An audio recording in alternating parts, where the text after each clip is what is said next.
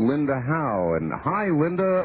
You're at the airport, actually? Yeah, Art, I'm in a relatively noisy phone booth out here. I'm going to hope that we're going to be able to transmit all this well. And if you hear what sounds like the loudspeakers or the music of an airport behind me, that's because that's where I am. Understandable. I was in Eureka Springs this weekend at the Eureka Springs conference that discusses the large complex UFO phenomenon. One of the guests who spoke for the first time in 28 years about his experiences as a television producer and writer in 1972 to 74 with the Department of Defense, working on a documentary called UFOs Past, Present, and Future, was Robert Emenager. In my new book, Glimpses of Other Realities, I show a drawing that he used in the first edition of the book when it was published in 1974 and was never published again after that. And he explained to me some time back, and I'm going to play an excerpt actually with more details here in a minute, that this drawing was made in the presence of Department of Defense officials who had the photographs in 16-millimeter film taken from two cameras at Holloman Air Force Base in May of 1971, when there was what appeared to be a pre-arranged landing at Holloman Air Force Base in the White Sands Missile Range area. And what I'm going to play for you right now is an excerpt of his telling, really for the first time, the blow-by-blow, as he understands what happened. And all right, Linda, let me ask, are you able to hear me, Linda? Yeah. Did you say a pre-arranged landing? Yeah, it assumes, it implies that there was some communication. All right, very good. This should be an interesting report. Go ahead. Here we go. And I want you to know that the cord from my tape recorder and the cord from the payphone don't overlap. This will be about 5 or 6 inches from the speaker on my tape recorder, so let's see how this works. All right, okay, let's try it. He said that there were three ships which were filmed by a ground camera and a helicopter. He even gave me the names of the cameramen. But none of them seemed to be in difficulty, or because of the way it sort of watered down. It's not falling leaf. Kind of a falling leaf. And it landed at the base, but it seemed like there was some understanding ahead of time. I'm not sure about because they said they dispatched a couple the F-104s, I think, is that great monstrous, it's wonderful to see them, flying around it. To guide it down or to secure the area, they did have an alert at the base, and I understood that I was told that the commander of the base, fire chief, several other people were there as the craft landed and were waiting, and at the opening of the door, and out came, I guess, 1, 2, or 3 Roman tight-fitting suits, which did not look quite human. They had those cat-eyed look to the front face, thin mouth. They had almost like a Sumerian-looking hat, as a matter of fact, rope design, and even Sumerian-looking face. It looked like that to me. With a very large, almost sheep-like nose. Yes. That they were met and taken to, there's an area there where the buildings no longer exist. When I went there, I asked where are these buildings, and they said those 2 barrack buildings were torn down. There's no significance to that. They're always tearing things down. And with the craft, the one that did land was taken down to the end of Mars Avenue and put in a very small hangar. This is what I was told. They were met by an Alfonso Lorenzo, at least that's the name that's on one of the documents I have. He was supposed to be a biologist or an electric He was an X-ray technician or something, radiology. He was in derived from foreign technology. And he may not have been a tech sergeant at all. But that's what I was told. But he was apparently he was an attendant to one of these beings, took care of their whatever their needs were. What was his impression of that? Well, he was somewhat freaked out, and he's the one who contacted his friend at Norton to be on the alert and look for the film that would be coming. He said, I know there's got to be filmed. And he kept corresponding with Paul. Paul Schroeder. Yes, Paul Schroeder. Do you ever get any kind of a personal human reaction to these things? Yes, he did. His comment was that to him, they appeared like scientists, like educated scientists. Now, I don't know what kind of communication was done, but it seemed like there was no problem with communicating. They held in the drawing in your book, there was that There was a rod. staff, which is a half caduceus, is it? It looked like, a coil around a staff. And He did mention what that was.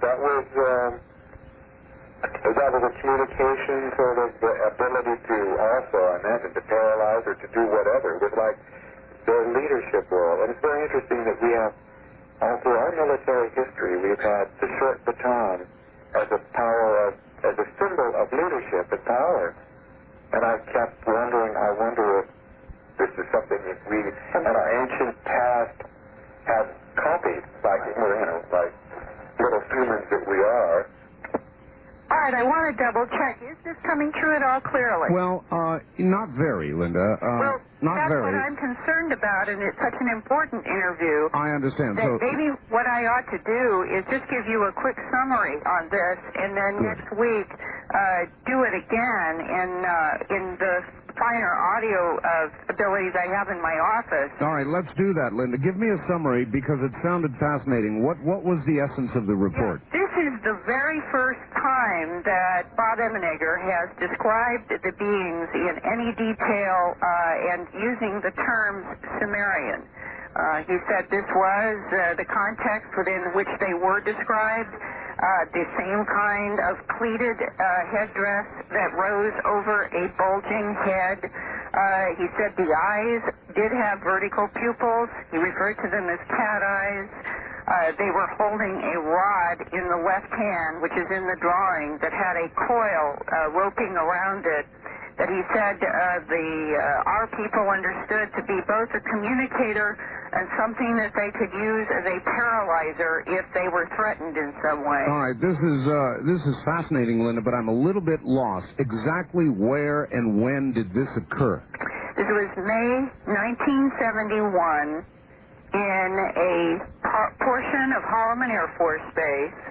3 discs, this is the part apparently you could not hear easily, came down at this particular air base. They were met by a party of us. There were 3 beings. One of those is the Alfonso Lorenzo name that he was referencing, who was in some scientific capacity there, who was saying that his impression of these beings was that they were scientists. And he was describing that in this meeting of these beings that, for all intents and purposes, seem to be like the so-called old ancient Sumerian gods, at least in what we have in replicas of stone statues. They and their craft was transported for reasons that he said had something to do with a repair, but he was not sure if that was a cover story and there was some other reason, but that this was put on some kind of a truck covered with a tent and transported to a building at the end of a street that was called Mars Avenue. This happened in May of 1971, according to Emenegger. They were filming at Holloman and filming the documentary in which they described this event then as a hypothetical sequence, because that's what the Department of Defense told them to do. And that film was first broadcast in the United States in 1974, about 3 years after the event. For those who have seen that documentary, at conferences or maybe on television in late night. It was one of the last projects that Rod Serling did as a narrator. And in it, it is this sequence at Holloman that he is now describing in detail for the first time. All right, what I'm curious, Linda, documentary they described as hypothetical. Yes, Linda, what I'm curious about is why is he just telling this story now? Because he feels that he can. Because he feels that people are ready for it, do you think? Or because something else has changed? In other words, you say he feels he can. He feels people will accept it, or that it's time, or what? Well, he does not, apparently, because he said he had checked with some of his still contacts in Washington about speaking at the conference and making these descriptions, and no one said that he could not.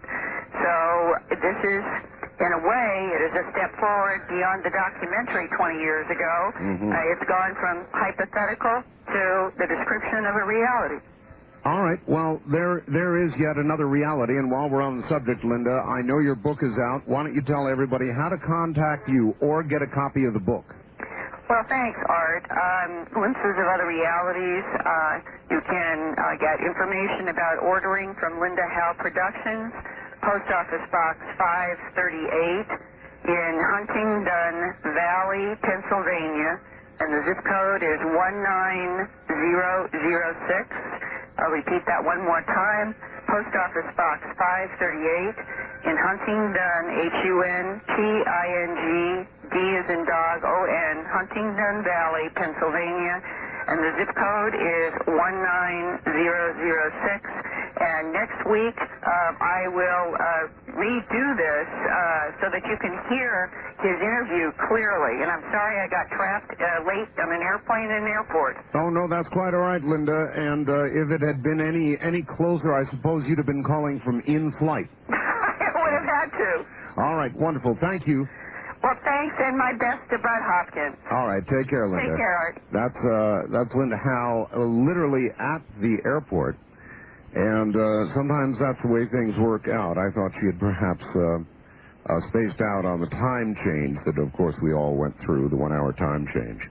Well, on a summer afternoon in 1964, Budd Hopkins and two others watched a small, round, metallic craft maneuver in the sky over Cape Cod. This daylight sighting marked the beginning of his interest in UFO phenomena. But his first nationally known investigation did not take place until 1975. Well, I understand that. You need a while to think about an experience. Then a UFO apparently landed less than a mile from Manhattan, was observed from various vantage points by a number of witnesses. Budd Hopkins' carefully researched account of this incident appeared in the Village Voice Cosmopolitan magazine and elsewhere, and was covered extensively by television and radio.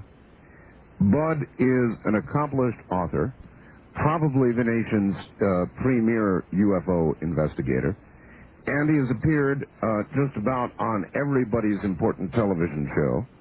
And I'm sure that you know him, so he doesn't really need a great introduction beyond all of that. Let's go to Budd Hopkins. Budd, good evening. Good evening, Art. Are you able to hear me okay? I certainly can. I hope you can hear me. Just fine. Clear as can be. Budd, first of all, welcome back. We had you on Area 2000. Now the program is syndicated, and we're sure glad to have you back again. Listen, what did happen? I speculated there a little bit. I had my own sighting, Budd, and I had to sit back for a long time after it and think about it. Was that the case with you? Yeah, that was the case. And, of course, I didn't think of myself at any point of someone who was going to do investigations. I was making my art and exhibiting, and that was my life. And it wasn't until this friend of mine reported an object landing near his car and little guys getting out, little figures and so forth, right, in a quite dramatic way, that I just simply thought, I've got to look into this. And so I think I was sort of pulled into this business by circumstance rather than by choice. But I think you're right about sitting back and thinking it over. You see, no one can overestimate, really, the resistance all of us have to what this really implies. This is the biggest change, the biggest event in all of human history. It is, if it's going on. And the evidence is there, and it is so absolutely shocking that people who have the experiences are sometimes even more hesitant to accept their reality than the people who are just reading about them on the outside, because it is so shocking. Sure. As you got down line from your experience a year or so, Bud, did you find that you began to question the experience yourself in your own mind, or did you find it became more clear to you? Well, that's an interesting question. I would say depending upon the day you might have asked the question, one or the other might have been the answer. There is a strange way in which if everything's going well and the world seems orderly and the edges are nice and clean, you just convince yourself it just must have been something. You don't know what it was. It must have been something. So you convince yourself as best you can that it's just something that's going to go away because it has to have an explanation. On the days when the imagery comes back in your mind vividly and God forbid you've read about somebody else having a similar thing, it comes back to haunt you. This really happened. Right. And so I do think that the ambivalence is bound to be there. You know, one of the things, Art, that bothers me a great deal is TV programs or whatnot, when they're dealing with people who've had abduction experiences. They will say so-and-so claims to have been abducted. Right. No one, but very few people will step up and say, I had an abduction experience, I claim this. What people really say is, this happened to me, it is so confusing, it is so upsetting, it's totally real as far as I'm concerned, but it just can't be. I'm having trouble even believing it. Sure. So therefore, it's a long way away from a sort of a cold-blooded, clear-eyed claim for anybody. Well, maybe it's easier for the storyteller, no matter how it is, how real it is to the individual, Bud. Maybe it's easier for the storyteller to, in essence, give themselves an out if the other guy, hearing the story, says, "Boy, what a bunch of baloney."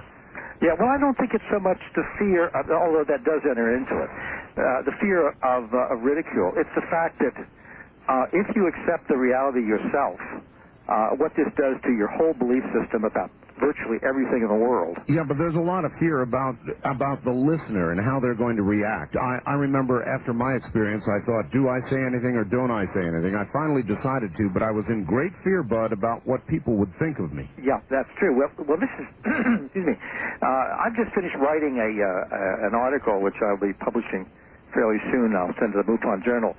And the title is Losing a Battle but Winning the War, something to that effect. Yes. The basic point is that we're winning the war about bringing this material and this phenomenon, the abduction phenomenon, to more and more serious mainstream attention. Matter of fact, just last week I had Susan Spencer here from 48 Hours doing some work. They're going to be coming back next week on a 48-hour special. But I mean, the New York Times, Time Magazine, I've been interviewed recently by, a lot of very fine mainstream people. We are winning the war for simply the idea that this has got to be taken seriously. Whatever idea about it you want to have, whether you think it's some completely strange, new, modern psychological aberration or whatever, or whether you feel that these events are real, still more and more people are coming to the conclusion you can't just sit on the sidelines without looking into it. But the battle we're losing is the fact that a particularly virulent group of what I call true believers are people who believe that this cannot possibly be true. In other words, they have a very narrow belief system. These people like to think of themselves as debunkers or skeptics or whatever, but there's a very narrow group of them who have set about almost single-handedly to make a climate exist, to bring about a climate of opinion that makes it almost impossible for serious people with a lot of risk to come forward and talk about their experiences. Sure. That battle we're really losing. I've worked now with maybe 450 people, something like that, one-on-one, who have had abduction experiences. And one of them was a NASA scientist. I was just approached the other day by my seventh psychiatrist who's had his own experiences. Police officers, military, and so forth. Actually, a person I'm going to be working with shortly, her father was up for an Academy Award recently, a major category. These are people from all walks of life who Now, I mean, of course, if they did come forward, it'd be extremely important for the credibility of the whole issue. Right, but I was going to ask, what happens to a NASA scientist who claims or claims publicly that he was abducted? Well, might be looking for a new job. I don't know. It's hard to say, but I would say to any NASA scientist in a situation like that, don't go public, because the climate that's been established of ridicule by these virulent reputation trashers, really, sure. is such that it's they are trying to create a climate in which nobody can come forward and talk about this objectively in terms of personal experience without enormous risk. And to show you the level of the risk, I've received 2 letters, 2 different people, women, who had explored their experiences, and now we're in the divorce court, and their husbands were trying to get custody of the children on the grounds that the wives were crazy because they believed they'd had these experiences. You can imagine, if you were a neurosurgeon, or if you were a police lieutenant, would you ever come forward and talk about that under the present climate of ridicule? No, I don't think so. And I advise people not to. It's really amazing that this many do, and if you get a chance to talk to them first, you say, no, don't do it. I actually do. Now, I'm involved in an extremely important case here in New York involving witnesses to an abduction that was evidently put on for people to see. I mean, a very important political figure was involved as a witness, and it was a kind of a show for this person, I believe, as the inferences you make from the evidence. And there are numerous witnesses, including a new witness that I had just recently uncovered. But the point is, I have given the advice to these people not to come forward, because the skeptics are ready to savage anybody who reports this kind of experience. Well, I was about ready to ask you for some names, but obviously that's not going to happen, is it? Yeah, can't do it. Can't do it. And that's a big problem. That's a battle which we really are losing. How big a person are we talking about, Bud? Well, we're talking about, it's hard to say, let's find an analogy. Let's say the importance of the level of, let's say, a former Secretary of Defense of the United States, a former Prime Minister of Great Britain, something of that level. Oh, that's we're talking very, very high. Yeah, that's. But the point is. All right, Bud. Listen, the point is we're at the bottom of the hour right now. Okay. But I want to ask you about 48 hours. Have you noticed any sort of sea change, Bud, in the way 48 hours and other programs are coming at you? In other words, are they more serious about the subject? Absolutely, Art. I don't think there's any doubt about it. And I believe that this really the change began back in '87, because there was a simultaneous appearance of my book Intruders through Random House, Whitley Strieber's book Communion through Morrow, and Light Years by Gary Kinder. I've forgotten the publisher, but it was a major publisher. 3 books came out at the same time, taking the subject very seriously, and they were published by major publishing houses. And at that point, there was just no way that the press could totally ignore this, and things began to change at that time. I was favorably reviewed in the New York Times and the Washington Post and places like that. 2020 did a piece and so forth. Plus, lots of other things. But the point is that the public is extremely interested in this, because I think there is a subtle awareness in this country that this has never gone away, that the subject just, the evidence is there, and that there's an effort on the part of the government and other people to keep this quiet, and people just want more and more to hear about it. All right, I'd like to understand, Bud, what you can tell us about your own success. In other words, you are regarded, so well regarded throughout the mainstream media, and why is that compared to others who are ridiculed, frankly, and laughed at times? Why? Well, I don't think. Maybe you should ask the press to answer that question instead of me. I can just tell you what I tried to do, and that is, I try to never make any assertions beyond those that I feel the evidence can really support in a very clear-cut way. I tend to sit on aspects of the phenomenon which are more outre, more peculiar, which I cannot really support so well by clear-cut evidence. A lot of people want to go with the most dramatic story they can find, which of course then makes it sound as if, even though they may be very sincere and actually have some evidence for it, but it makes them sound a little bit more like the supermarket dreadfuls, those little papers, than serious individuals. And I think that I can say I haven't really had to retract anything that I've written over the years, simply because I've been very careful. And I think that carefulness comes out because in people's response, and they feel that, well, here's somebody who doesn't sound wild and crazy and does marshal his evidence, and perhaps he should be attended to or listened to. I think that's perhaps, I hope, that's the reason why I have received more attention on some of these subjects from mainstream people. All right. What about people like Phil Klass? Phil Klass I'm going to have on the program in debate in a few weeks. How has Phil treated you? Evenly along with everybody else, Bud? Oh, the man has lied, as a matter of fact.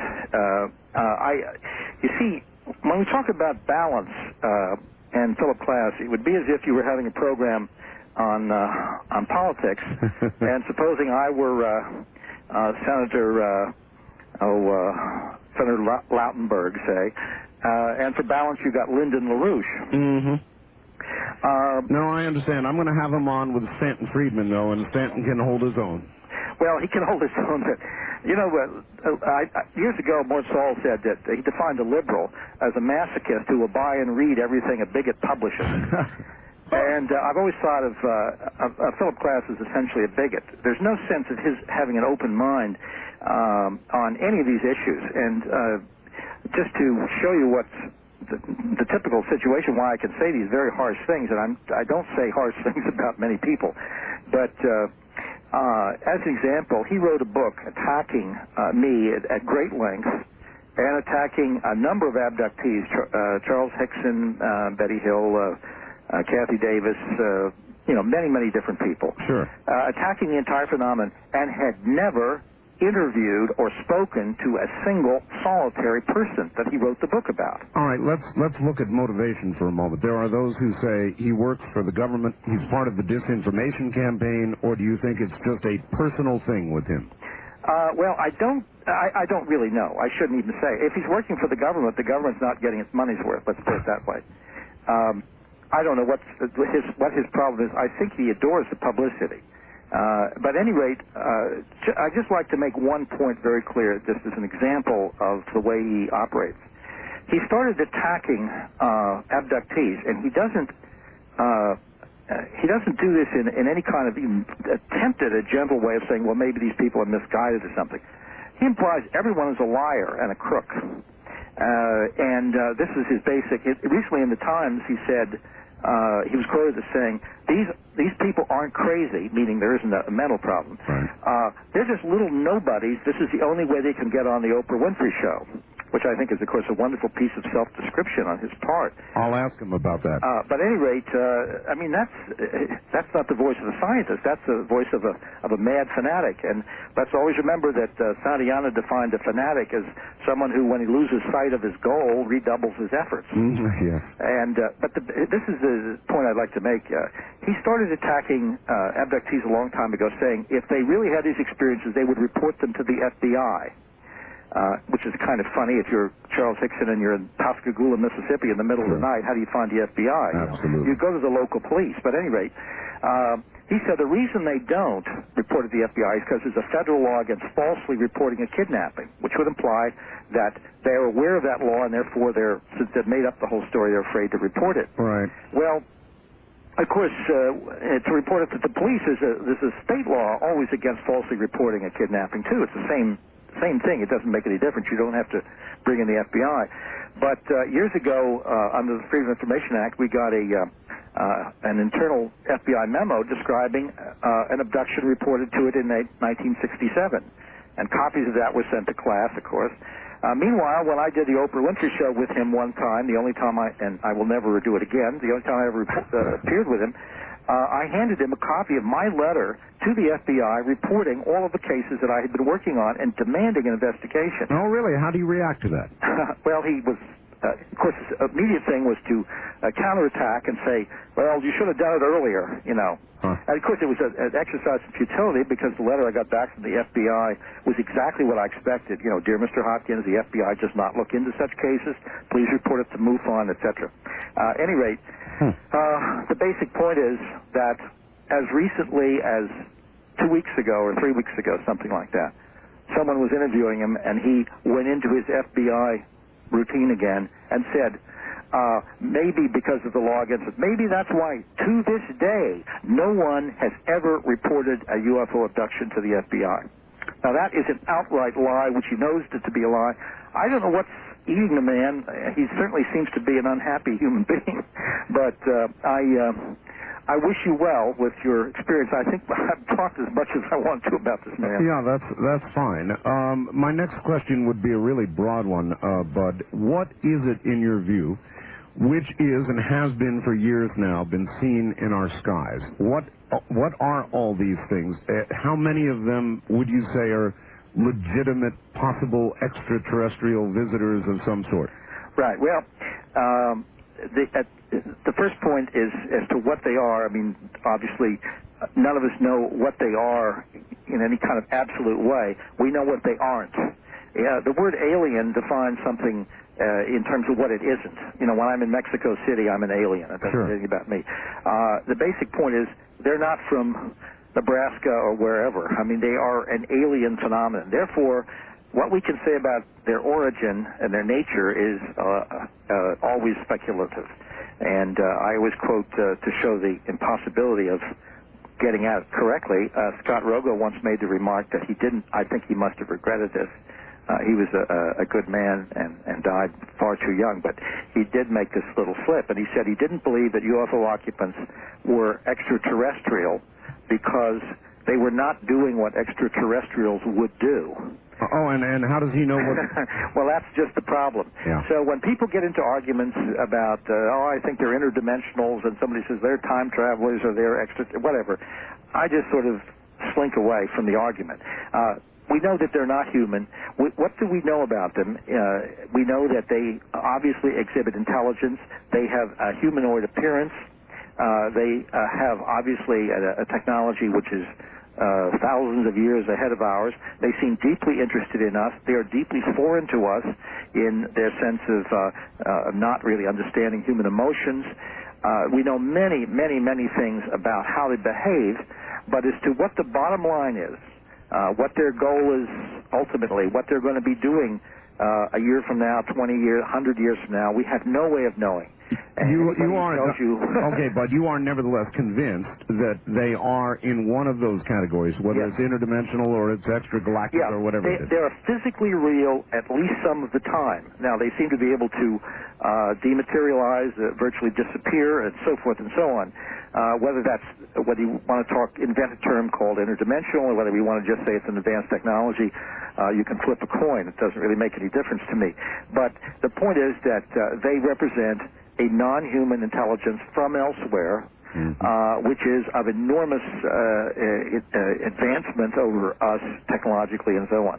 All right, we are a commercial operation, so we're going to do a little of that right now, Bud. Relax for a second. We'll be right back to you. Okay. All right, my guest is Budd Hopkins, and if you've been listening, you well understand what the subject matter is. We'll be right back with more of it. We're going to take some calls tonight. Yes, we are. Very interested in that. Yes, well, they're coming up in the next hour, Bud. Good. Absolutely. Are these friendly beings, or are they... what are they? In other words, we see one of these things, what would you advise a person? Walk up and offer your hand, or run like hell? Well, the truth of the matter is you're probably not going to have any choice one way or the other in this. They seem to be able to control the situation as they need to. Now, the basic point about this, which is extremely, I think, central to understand, is that all of our science fiction films and the simple stories and so forth have always dealt with visitors from outside, extraterrestrials or whatever, as one of two types. Either they're going to come as conquerors, body snatchers, etc., or they're going to come as saviors to clean up the environment and close up the hole in the ozone layer, etc. They're either going to be, in other words, gods or devils. Yes. And neither one of those descriptions fits what we're getting. What we're getting is, we might call a third world, a third force. They seem to have their own agenda. Their own agenda does not involve any kind of causing of deliberate pain or deliberate hardship or taking over the world or anything of that sort at this point, because they've been here for a long time, and I have abduction cases that go back to 1929. They could have done an awful lot of mischief had they wanted to in the meantime. And, of course, in all of that time, there's absolutely no sign they've done anything to help us out either. Nothing stopped, for instance, the Holocaust. Nothing stopped our dropping bombs on Hiroshima. Nobody stopped the Korean War, the Vietnam War, or the carnage and the genocide that various factions have practiced since then. Nobody stopped the spread of AIDS, the problems of cancer, the difficulties with our planet, the environment. They seem to be bent on their own purposes, which are not malevolent or benevolent. And that's a very tough one to understand. All right, so then maybe they're closer to actually just monitoring what we're doing. Well, they seem to be monitoring it, but they seem to be taking material from us and taking from us with as little disruption as possible, it would seem, as little deliberate disruption. The involuntary disruptions, the side effects of what they're doing, are truly horrendous. I don't think they understand the terror and the confusion and the self-doubt and the family disorders and dysfunctions and so on that follow in the wake of what they've been doing over these years. But I don't see that those are intended results.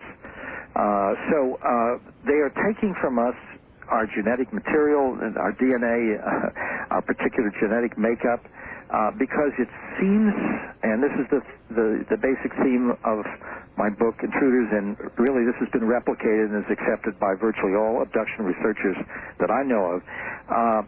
They are picking people up in childhood and picking them up again at intervals throughout their lives as objects of study. And they seem to be taking sperm and ova samples and genetic material in what is apparently an attempt to create a mixture of themselves and ourselves, a hybrid being. And quite along with that, they seem extremely interested in understanding our emotions, our thoughts, our feelings about one another, our sense of relationship with one another, love we feel for one another, for our children, and so forth. All of those wonderful human things they seem to lack, and they seem to be very anxious upon to acquire them. Well, as you look at their behavior, Bud, would you say they're more likely, let's see, how can I put this? Would you say they're more likely our creators, or they are tampering with what has been created? Boy, that's a tough one to answer. I mean, we're out in real deep speculation. I mean, there are a lot of people who talk about them as our creators and so forth. The idea being that we must have some common genetic root for a hybrid program to work. I really don't know how to answer that. My feeling, though, Art, actually, is that on Earth, females carry their babies for 9 months. The fetus is in their bodies. And when they give birth, there's a tremendous sense of connection, of bonding with their children. If you imagine some kind of developed species which no longer reproduces by that method, which no longer has females that go through the discomfort and warmth and everything else of carrying a child inside the body and giving it nurturance and so forth, if they have evolved past that and they somehow need that, they feel that perhaps they've reached some kind of evolutionary dead end, and there are reports that would suggest that, though we can't, again, we're in speculation. Okay, again, that it is they have reached the dead end. Yes, exactly, they rather than us. I think they're envious of us, to tell you the truth. I think that they're gaining spiritual and emotional nurturance from us at the same time that they're taking, forcibly I should say, genetic material. All right, a lot of people speculate in order to do that, there was with our government or somebody a deal made, Bud, a long time ago, some kind of a technology swap for genetic tampering permission or whatever. I think that's totally without foundation. I think it's even kind of ludicrous, just on the ground that if all we've gotten out of it is some stealth technology, as people allege. Stealth planes manage to cost an inordinate amount of money and don't even work very well. I don't know what we've gotten out of it. I don't see anything that we've gotten out of it that any kind of a quantum leap in technology. I wouldn't, on the other hand, say that we haven't perhaps found wreckage if they have had accidents and acquired that wreckage and tried to reverse engineer that wreckage in some way to learn what makes their equipment go. But the idea that, I always used to think, under the previous administration, I always sort of made a joke about it, that I always saw the idea of small gray men with clipboards standing in Dan Quayle's office with a list of children they wanted to abduct that week, or aluminum siding salesmen, or whatever. I mean, it's just totally foolish. They can do whatever they want to do. They don't have to ask any government permission from anybody. I think that kind of theory gets foisted upon us because a lot of people who look into this have a natural paranoid tendency, and I don't mean that in the strict clinical meaning, but conspiracy theories are wonderful for a lot of people. They abound. And of course, you understand paranoia is a wonderful thing because it instantly organizes what's otherwise chaotic. If you and I have a flat tire in the afternoon and lose at poker in the evening, we think we had a couple of bad breaks, but the paranoid will tell you who did it to you and why. That's right. So the point is that if there's a lot of paranoia about the UFO phenomenon, there's, of course, tremendous paranoia, and some of it obviously very deserved on the part of belief about the government. So if you can put the two together and say the two are working hand in hand, we've got a kind of very satisfactory thing. All right, you almost speak as though there is not a government cover-up. We're close to the top of the... No. There is one. Absolutely. But there's a big difference between complicity and some kind of a deal that where the government or some branch thereof is, quote-unquote, allowing the aliens to abduct thousands and thousands and thousands of our citizens daily. So, in other words, you think the government may understand that it is here and that they are here and even have evidence of that, but not really know what the story is themselves? Absolutely. I think that their knowledge is far more extensive, I'm sure, whatever branch this is, than my knowledge or anyone else's. But the point is, what can they do about it?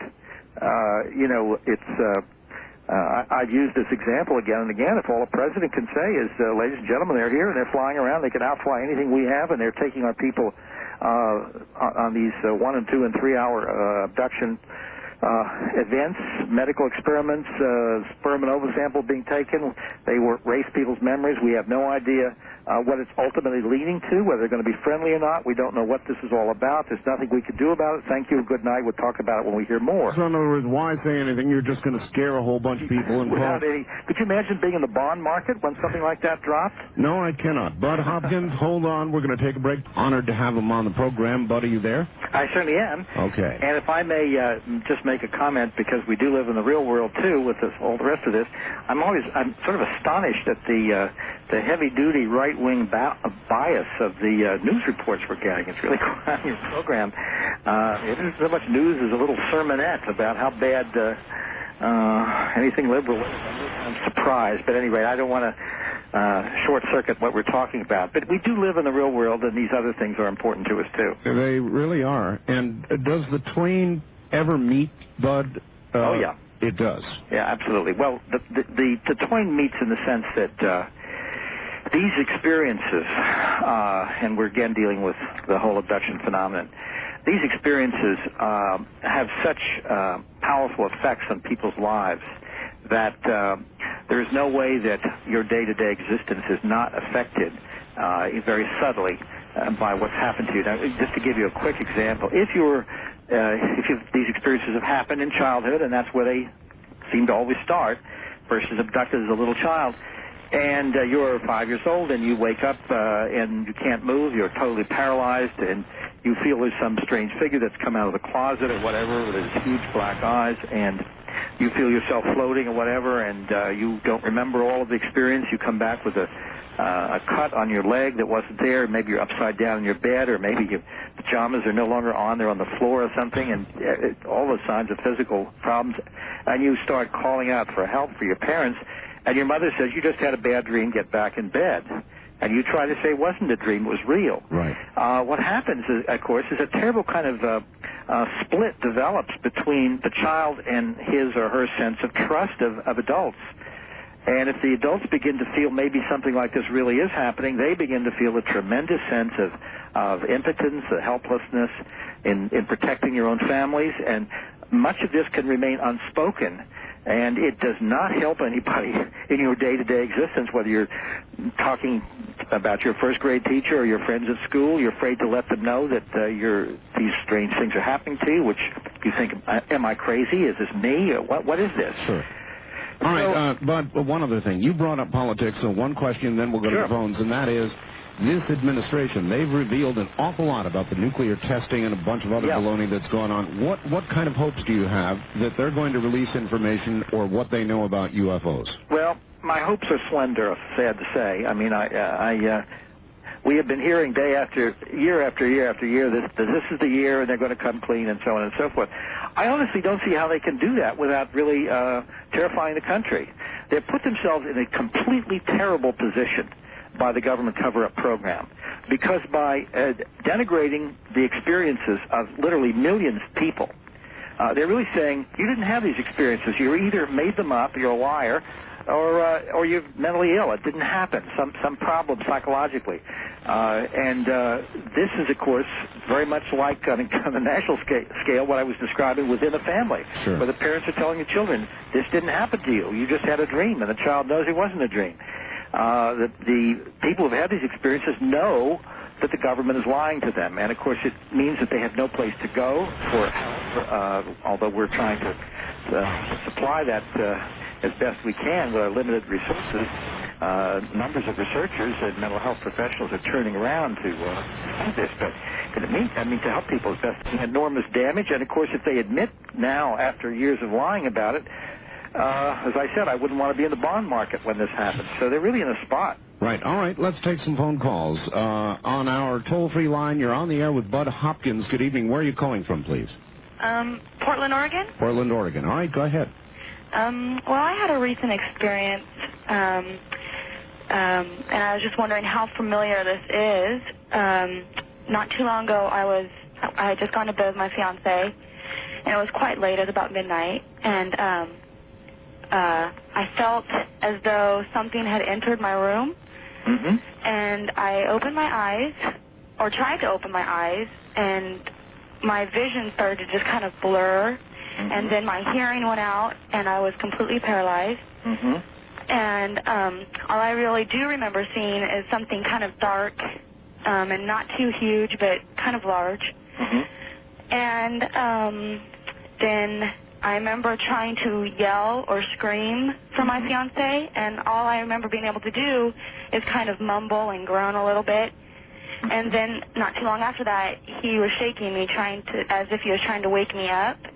And then after that had happened, I still couldn't move or hear or anything, and then there was like this loud wind in my ears, and then I was able to get up and scream and tell him to turn on the lights, and that's basically all I remember, except for that the next morning I woke up and had a bruise across my shoulder that hadn't been there before. Well, this is something that should definitely be looked into, and we have some people in Portland. You're very fortunate to be in a city where there's a very sensitive investigator whose name I don't want to give over the air here. This is what I would suggest you do. If you write to me, and this is the address for anyone who wants to describe an experience, just write to me, care of IF, just the initials IF. It stands actually for Intruders Foundation, but just say IF. Okay. Box 30233. Okay. And that's New York, New York. And the zip is 10011. Okay. Now, if you write to me, and we will put you in touch with a very skilled and helpful and very, very warm person, an investigator in the Portland area who has had these experiences herself. And she has a support group and people who can be of help. But your experience should very definitely be looked into. All right. Well, I have another question. Does this usually happen because not too long before that I had kind of a sighting. I'm not too sure exactly what I'd seen, but it was definitely something not usual or out of, kind of... All right. Listen on the radio for us, please, ma'am. Is that typical sighting and experience? It's not necessary. Many people have these experiences without remembering a sighting or without having had a recent sighting. According to the Roper survey, it would suggest that perhaps more people have had abduction experiences than have had UFO sightings. We used to think of the abduction as a kind of a bizarre, very minor aspect of the whole phenomenon, but now I think it's, of course, the central purpose, and UFOs are, as it were, the getaway car. And as I pointed out, we spent originally, before we accepted the idea of abductions, we spent many years trying to get the license plate number on the getaway car without having figured out what the crime was. Right. So UFO sightings are not necessary, and are not necessary for someone to have had these experiences. All right. On the wildcard line, you're on the air with Budd Hopkins. Good evening. Where are you calling from, please? Good evening. This is Fritz from Los Angeles. Los Angeles. Yes. Okay, Fritz. Go ahead. Now to a very serious, sensitive subject about the alien. Way back in 1965, I learned about two alien federations on a cosmic doorstep. Now, the kind ones with a democratic, utopian, free will belief, and the not-so-kind ones with a socialistic, I'm your leader, you will follow me system. What I want to say is that for hundreds of years there has been a great conflict over who will connect with this solar system. Now, my question to Bud is, have you heard in your research run into this conflict about the two alien races out there who want to take over the Earth sooner or later? All right, thanks, Fritz. Well, we've got the left and the right in this country. It's kind of a question about extragalactic politics. I would say that what's been described here is essentially, with all due respect to Fritz, it sounds to me like the kind of projection that we get from people who want to put this in the duality of gods and devils, gods and demons, and so forth, that I was talking about earlier before. I haven't seen in the 18 years I've been doing this kind of research, I haven't seen any sign that we have different groups doing specifically different things. Now, we have different physical types described from time to time, but they very often are seen in the same ship doing the same kind of work with human beings that I've been describing. Do you think that they are in contact with each other, aware of each other, or are we being simultaneously contacted or sporadically contacted by many different groups and different origins? It's a very hard question to answer, Art. What I said, though, essentially is, as an example, in one California case, the woman reported small gray figures with huge heads and black eyes, and a tall figure that was more insect-like with huge eyes. People have made associations with the praying mantis look and so forth. And in that same ship was a, relatively speaking, normal human being. But they were all cooperating in these genetic experiments as I've been describing. So it would seem that we don't have different groups doing different things. I suspect that, although we have no idea where the place of origin of these figures are or whatnot, there doesn't seem to be a different groups doing different projects. Kind of a consortium, then. Yeah, it would seem to be. All right. On the first-time caller line, you're on the air with Budd Hopkins. Good evening. Well, good evening. I can't believe I got through. You have. Where are you calling from? This is Bill in Albuquerque. Yes, Bill. And I wanted to ask Mr. Hopkins if he's the one that wrote Missing Time. I read that book, and I forgot it completely. Is he with the alien? You mean you had a missing memory about a book, right? Yeah, about your book. No, my question is brief. I want to know if you think that we have experimental aircraft that flies as fast as the speed of light. All right.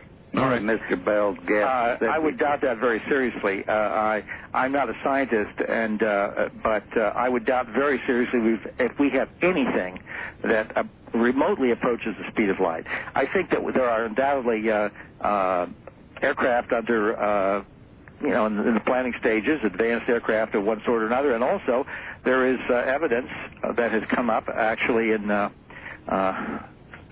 Nevada and so forth that would suggest that perhaps there's been some reverse engineering of crashed UFOs, Right. which would suggest attempt to try to get something to work. But the idea that we've got anything that can go near the speed of light, that if somebody had that, NASA would be out of business and somebody would be making zillions of dollars at it and so on. So, What about modes of travel, Bud? I've heard a lot of people talk about the bending of time and space and a leap across that bend. Have you heard a lot about that? there are lots of theories of that sort, and we really don't know what to make of it. I mean, I don't. As I say, leave that kind of speculation to other people. I'd rather stay with the data and away from heavy speculation. It's fun to do, but we know that this is going on in the lives of many, many millions of people, actually. How they get here, how they travel, where they're coming from. I mean, the idea, for instance, that they are necessarily locked into a planetary system somewhere is not necessarily true. I mean, it's highly possible, since we have had up in space a Skylab at one point, and space stations are going to be built by us within not too long a period, orbiting Skylabs, and one could imagine that an environment could have been constructed, and it could be movable through space, and so they might not be tied down to a planet. Who knows? All right, good. Well, I think that's why you're so highly regarded. You don't, on a moment's notice or a second's notice, leap into the unknown. We don't. Yes, we don't know. Good. All right. Good evening. On the toll-free line, you're on the air with Budd Hopkins. Where are you calling from, please? Lawrence Laboratories, Livermore, California. Very good. Well, I'd like to contribute by helping Budd Hopkins and your audience understand the nature and the origin of UFOs. All right, sir. Are you on a speakerphone? And if you are, could you pick up the telephone? Well, I can't do that because I'm in an unsecured area, and I don't want my fellow workers to know tonight. That's just fine, then. Go ahead. We'll put up with it. Just before Einstein passed away in the 50s, he was working on the time continuum theory and trying to explain it. UFOs are simply our descendant scientists from the future who are visiting us from all points in the future and studying mankind without interference. And on what basis do you conclude that? Well, Lawrence Laboratories in Berkeley is working on some of the projects. well, the idea of time traveling, of course, has been brought up many, many times as a theory, and I don't see that really changes anything, frankly. I'm really taking a chance and even talking about this. I understand, and you are giving us news. Can you give us some idea of what technologies you're talking about, please? Well, the different crafts that you see are simply the different time machines, modes of travel machines that are from all different points in the future. They're simply scientists who are coming back with a policy of non-interference, studying the history of mankind. That's why they're taking DNA samples to the future to find out what has gone wrong with mankind in the future. That's quite incredible, and they're not extraterrestrials. They're from right here. They're from right here. That's why we see ships, as you call them, materialize and dematerialize, because they're simply going in and out of time. The issues, the descriptions, of course, here of time traveling, I mean, it fits one of the modes of explanation of the UFO phenomenon that we've had for a long, long time, along with, ideas of interdimensionality and so forth. So what you're saying is a theory that's been around a long time. The news would be, if you can say officially, that this is some kind of government, that Lawrence Livermore Laboratories is working on something. There is a point in the future where mankind learns to travel in time. Mm-hmm. Well, and it's less than 200 years. Uh-huh. Well, the issue would be if some kind of statement could be made that would be official about this, that would be big news. Maybe this caller would like to comment on the paradox problem, since you seem familiar with what... There is no paradox if there's non-interference.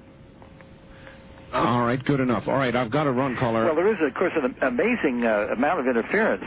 Lives are being interfered with daily. Suicides have resulted in this. In other words, the interference is extraordinary. So it isn't a question of let's say, deliberate interference in the sense that governments are being changed or altered or something, but lives are being altered on a vast scale. I don't feel it's possible to say there's been no interference. Bud, that was a remarkable call. Would you like that person to contact you privately? Well, I would like to hear more. Yes, absolutely, and he could. That address could be given. I would like to talk to him about it. As I say, the theory has been around for a long, long time. The question is whether or not there's some kind of official statement coming from, from a research scientist. Absolutely. All right, Bud. That's the news. Yes, that might be big news. Bud, hold on. We've got a couple of things to do. Let's get those done. And let me give Bud's address. Write simply to if Box 30233, 30233, New York, New York 10011. Did you get that? If Box 30233, New York, New York 10011. And we'll be back to Budd Hopkins in just a moment. I want you to know it. Okay. All right. Hello there. On the toll-free line, you're on the air with Budd Hopkins. Where are you calling from? I'm calling from Grants Pass, Oregon. Yes, KOPE. Yes. Go ahead. Hello there. Hello there. I find this absolutely fascinating. Good. Who am I speaking to? This is Budd Hopkins. Oh, have you heard of the Sumerian story of how humans came to Earth? You're talking about the ancient astronaut work, and this is Sitchin's work and so forth?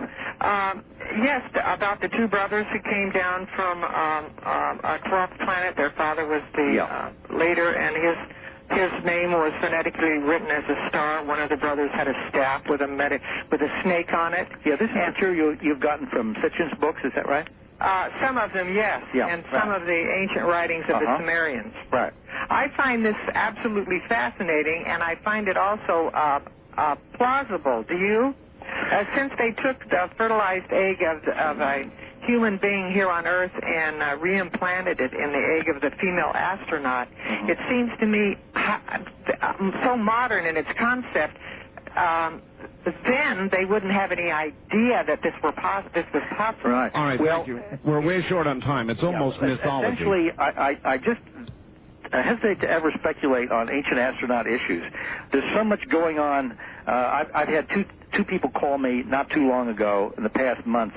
Two people call me after they had been returned from an abduction that had ended within about a minute or two from their phone call to me. And to worry about the Sumerians at this point in my life seems a long way away. I'll leave that to the historians. All right, Bud, we're at the bottom of the hour.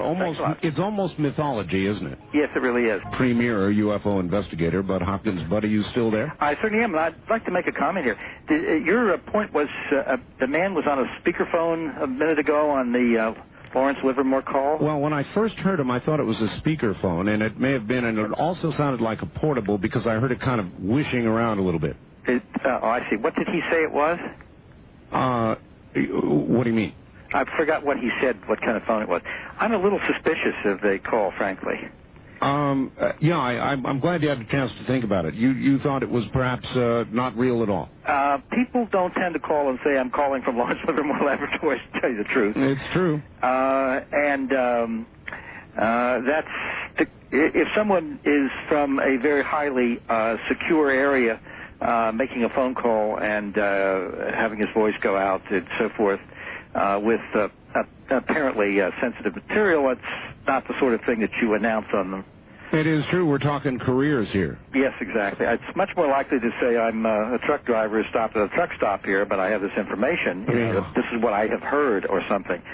Anyway, we can move on, but I just wanted to say for the audience, I may be doing this gentleman an injustice, but I'm not so sure about it. Let's see what you get in the mail. Okay. All right. On the toll-free line, you're on the air with Budd Hopkins. Good evening.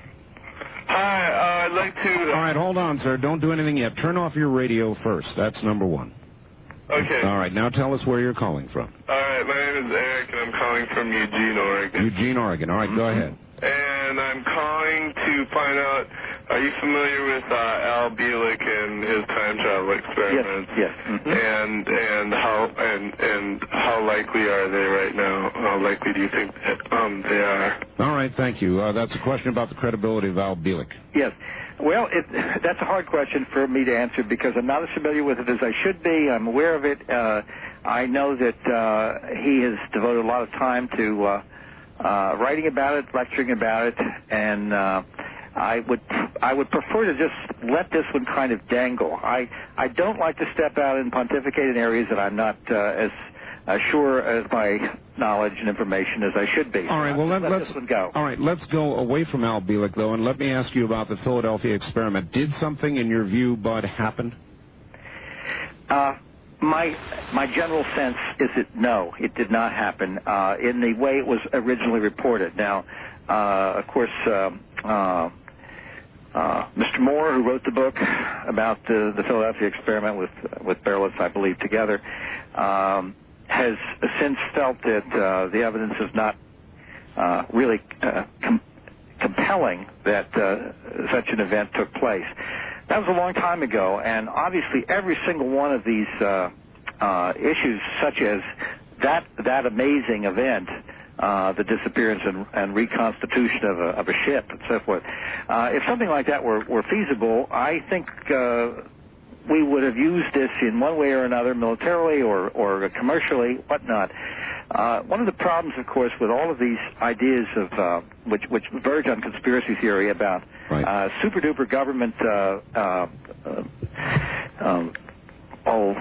military gear or material that could have military usage, is that people forget we went through a war, and the Gulf War recently, and of course we had no real special equipment in that war that gave us the ending we would have liked to have had. If we had had some really incredible equipment, I think right now, as I've always said, Saddam Hussein would be sitting in a jail cell right now next to Noriega, and we would still have Bush as president. We would still have the head of the CIA as the head of CIA. The Joint Chiefs of Staff would still be in place, and so on.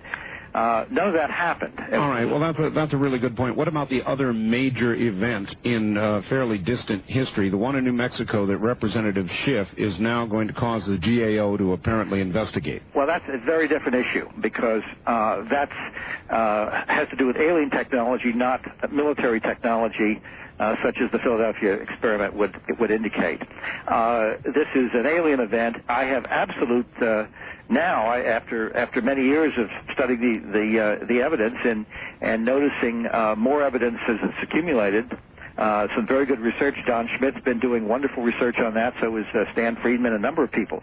I think that I definitely feel that something crashed, a UFO crashed, or two, perhaps. There was the speculation that two collided. Bodies were recovered, material was recovered, and I have no doubt about that at this point. All right. Very good. And on the toll-free line, you're on the air with Budd Hopkins. Good evening. Hi, Art. This is Brandy in Bakersfield. Brandy in Bakersfield. Hi, Brandy. Hi. I was disappointed because baseball preempted this show, so I've only been listening since 8:30. Oh, well, we're sorry about that. Oh, I mean, it's not your fault. It's the people at KZR. But anyway, I wanted to say it's a pleasure to speak with you, Bud. I just wanted to ask you, since you've researched this for many years, do you think that demonology plays any type of role in these abductions? And also, is there any way that Whitley Strieber could also come on the show? All right. Take it off the air. Thanks, Art. All right, thank you. And, of course, there is, I'll answer the second question, demonology. I'm sure you get that one a lot, Bud. Yeah. Well, again, as I've tried to explain, we have a basic need to kind of shove the whole alien phenomenon, abduction phenomenon, UFO phenomenon, into the idea of gods or devils. And I do not connect this with any kind of theological beings, demons, just as I don't connect it with theological beings, angels. I think that this is a very distinct phenomenon. Now, I'm not going to say that I don't believe that there are necessarily gods and devils in the real world. I don't want to get into a theological hassle here. We'll get a million calls from people consigning me to hell for my opinion, so I will stay away from that. But I definitely feel that this is its own business. It is not connected with demons. There are very, very possible mistaking identity situations where people feel the child is possessed of a devil or whatnot, who is having abduction experiences, and it might be kind of hard for some people to tell. I had a case where a woman here in New York, her parents were rather not very well educated, first-generation Italian family, and they used to bring in the priest every now and then with holy water to bless the apartment because these strange little men with big black eyes were coming through the walls. Oh, boy. And what else to do? They must be demons. So there is some confusion here, but I think it is a separate phenomenon. Well, let me turn the question around. Is that one of the main reasons that we're not told about all this because of the reaction in religious circles? Well, I mean, that is certainly possible. That it creates a lot of problems for religious people, but it is not necessarily an insoluble problem.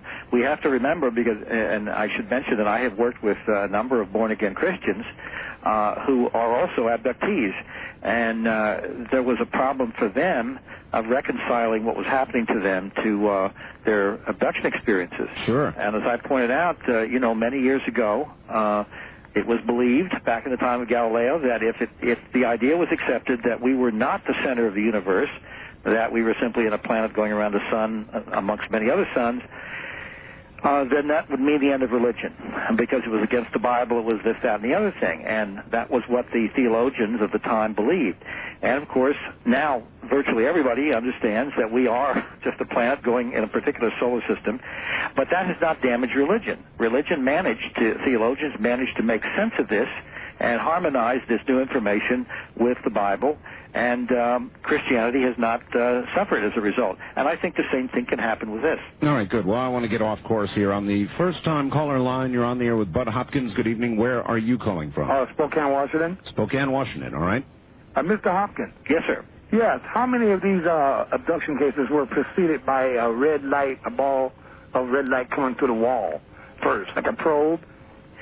Well, many people who have had abduction experiences at one point or another have noticed unusual lights or balls of light in the room with them, coming through the wall, coming down the hall, whatnot. Often people describe these lights as acting as if they're intelligent, as if they're looking at you. Now, I'm curious about, since you raised the question, that you must have had an experience along these lines. Yes, sir. Much like the young lady related about 15 minutes ago where she was paralyzed. Yeah, well, that's a classic account. Yeah. What was your experience, sir? Well, I woke up. I called before and talked to Linda Howe about this, and also Mr. Bell. But I woke up to a droning, whirring noise in the room, just whirring, a mechanical droning. That woke me up. And I looked up and he had a gigantic crucifix on the wall, and the ball of light came out the crucifix, and it just pulsated there, about the size of a baseball. And then it tracked the ceiling, went over the ceiling, went down her side of the room, and I tried to wake her up. And my girlfriend's really light sleeper. I said, wake up, please wake up, look at this. And she wouldn't wake up. Yeah. And when it got on her back, it pulsated for 30 minutes on her back, and she was sleeping on her stomach. It then proceeded off her back onto my chest. Now, once it got on my chest, I couldn't scream out no more. Yeah. I couldn't move. I started sweating because I was fighting it. I was trying to sit up in bed, but I could not move. All my eyeballs could do was go round and round. Yeah. Next thing I passed out or went to sleep. Yeah. I woke up about an hour and a half later, and the ball of light was leaving my chest, going off my body to the floor, back on the crucifix where it just pulsated for about a minute. And it just went into the crucifix and out the wall, and it took me about a half an hour to recover before I could get up. Right. Now, but I was going to ask you, have you ever had anybody, do a study? My last name is Simon. And have you ever had anybody do a study to see how many people with religious last names, are being tracked and like Abraham? I honestly, Mr. Simon, I don't think there's any reason to think that any particular person is being singled out for this because of their religious beliefs, their last name, or anything of that sort. I mean, this is a worldwide phenomenon. We're getting this in areas where there are no Christians to speak of. For instance, these things are occurring in China, in the Orient, in the backwaters of Africa and South America and so forth, with people with very, very definitely non-Christian beliefs. This is not something that is limited to people with a particular religious background. I think that's a coincidence in your case, sir, but what you described, though, certainly seems like something that should be looked into. So, again, if you'd like to write, I can put you in touch with somebody perhaps near you. Boy, the MO is beginning to sound familiar now, isn't it? Well, Art, let me tell you that when we did the Roper survey, one of the questions we asked was, have you ever, and these were not beliefs, these were, have you had these experiences? One of the questions asked was, have you ever seen unusual lights or balls of light in a room with you, which neither you nor anyone else could explain? And actually, 8% of the American people said yes to that, which is extraordinary. That is extraordinary. So even if you say that's 4 times too many, say, but to cut it down, mistakes or, people misread things, you're still dealing with a very high percentage. And even if it's, as we found with the Roper survey, using 5 basic indicator questions, one of which dealt with the paralysis, just as both of these people have explained, have described it very eloquently, periods of missing time where they have no idea where they were, how it happened, or why it happened, and so on. With these 5 questions, we came out with 2% of the American people said yes to 4 out of 5 of these questions, which would indicate if they are abductees, and it's certainly likely, we're dealing with, say, perhaps 5 million Americans who have been through this. That's a lot of occurrences, but hold on just a moment. We'll come right back to you. Back to the telephones, and on the toll-free line, you're on the air with Budd Hopkins. Where are you calling from? San Jose, California. San Jose, good. Hi, Art. Hello, Bud. This is Tim from San Jose. Well, Tim, how are you? I'm fine. How have you been? Very well. I just wanted to share something with you. Yesterday morning, my daughter and her mom had an experience. They had a visitation. Her mom woke up with an extremely sore throat, nauseous, nasals were stinging, disoriented. She had a blue fluid coming from her nose, one nostril. Oh, boy. She threw up, and she called me. I was curious if you'd heard of any sort of blue fluid with other cases like that. Well, that's coming from her nostril. Was there any way of saving any fluid? She wasn't thinking of that at the time. Yeah. We have a lot of different strange fluids from various bodily orifices which have created stains, and we have saved the material. It's very hard to analyze some of this stuff if you don't have much of it, and if it's very embedded in fabric, it's quite expensive to do it. But things like that have been reported more often, actually, kind of a brown fluid. Yeah. How about your daughter? She seemed to be okay. We took her to an emergency pediatrician just to make sure. I tried to share this phenomenon with him. I showed him the pamphlet that you and the Bigelow Foundation wrote, Unusual Personal Experiences, I think it is.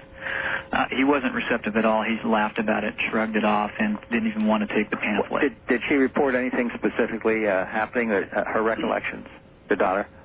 No, she had no recollection of the event. But was anything physical? Not to her, but to her mother, yeah. More to her mother than to her, yeah. Well, let's hope she wasn't taken. No. But, well, thanks very much, Tim. I'm, sorry this happened. These have been extremely difficult situations to handle for a family, but I think you're doing a fine job. Would you recommend somebody like that, Bud, investigate further, contact somebody, find out if, in fact, the child or the mother or both were taken? Well, I certainly would. The mother has worked with a psychologist in the area who's very, very helpful, has done a very good job, and since I know Tim, there are various people in the area, including another pediatrician and others who could be helpful. We do have quite a group. This is generally in the San Francisco area. We have some very good people out there. So Tim has got some support, which is very helpful to him. And but is there any geographic area that is visited more frequently, apparently, or is it just simply completely random? It's very, very hard to tell because obviously what you hear about is only what the press or letter writers or whatever are willing to present. And, of course, if it's a very conservative community where this is frowned upon, you're not going to get people talking about it as openly. For instance, in New York City, I have people reporting these experiences who are, let's say, white middle-class people, etc. I have quite a few African-American background people and Hispanics, but very few Orientals. In addition to that, I think this isn't happening to Oriental people, but I think that in such numbers, I think that there's a reticence, perhaps, as a societal norm in that particular group to talk about this sort of thing. Some sort of cultural bias. Exactly. So if you go to, for instance, a Bible Belt town in the South, there might be a lot going on, but it might be attributed to demons, or it might be something that people feel hesitant to talk about, and so you simply would think, well, we have a big blank in this area, we're not getting any reports, and yet that might not be the case. No, that's a good point. On the wild card line, you're on the air with Budd Hopkins. Good evening. Yes, good evening, Art. Fascinating show this evening, because I'm curious, going back to when you talked about a lot of this happens to children when they're younger, have you ever discovered that this was either a cover-up for child abuse, or that child abusers have used this guise or for UFO abductions? All right, or Bud, the other way around. Well, that's a very interesting point, and I'm glad you brought that up, because this has been let's say the explanation du jour of many groups of skeptics on the subject, that the essential point is people, they believe, are being sexually abused and are somehow blanking out that memory and substituting for it a fantasy where they bring in aliens, which is an issue they can handle better than the fact that it was old Uncle Sid or Aunt Martha or whoever who did the abusing. And of course, if that were the case, we would expect to find amongst abductees a very low level of people reporting sexual abuse. And in fact, from the work that was done by Dr. Kenneth Ring and other people with abductees, we get just as high a percentage of abductees reporting sexual abuse by normal humans in the bad old way as we get with people who have not had abductions. So there's no sense that then these people are, as a group, are substituting abduction experiences. Since they're remembering the child abuse too. What's more, and I'll give you a very quick and very sad story, I have a number of cases like this. In this case, told me by the mother, her little boy, and this is rather graphic, and I'm sorry about this, but her little boy at the age of, I think he was 5 or 4, she was divorced. He was having, the husband had visiting rights, and the little boy would stay with him on the weekends.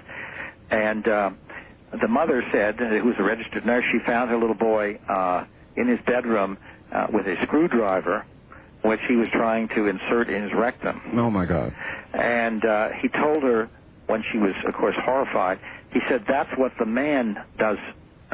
He uses a tool or something like this. Well, at any rate, she naturally assumed sexual abuse on the part of her husband, who vehemently denied it, but she went to court and got a court order barring her husband permanently any visiting rights whatsoever with the child. And the husband moved away, and of course, within a couple of months, the child was again talking, and he had some damage to the tissues, rectal tissues. He said the men had come in again, and they had big black eyes, and they were he was frightened, and they had used some instrument there, and plus a whole other range of things he was describing. I wonder how many times Uncle Sid is in jail because of an abduction. Well, I can assure you that it must have happened, because I have many cases where, a number of cases, one in which a woman had thought that she had been raped by her father at the age of 12. And that she had harbored these feelings all her life, never accused him. He never really changed his behavior. But the description of the rape scene, which I can't even go into, it's very, very odd. There's nothing about it that sounds like a rape, but her father was present.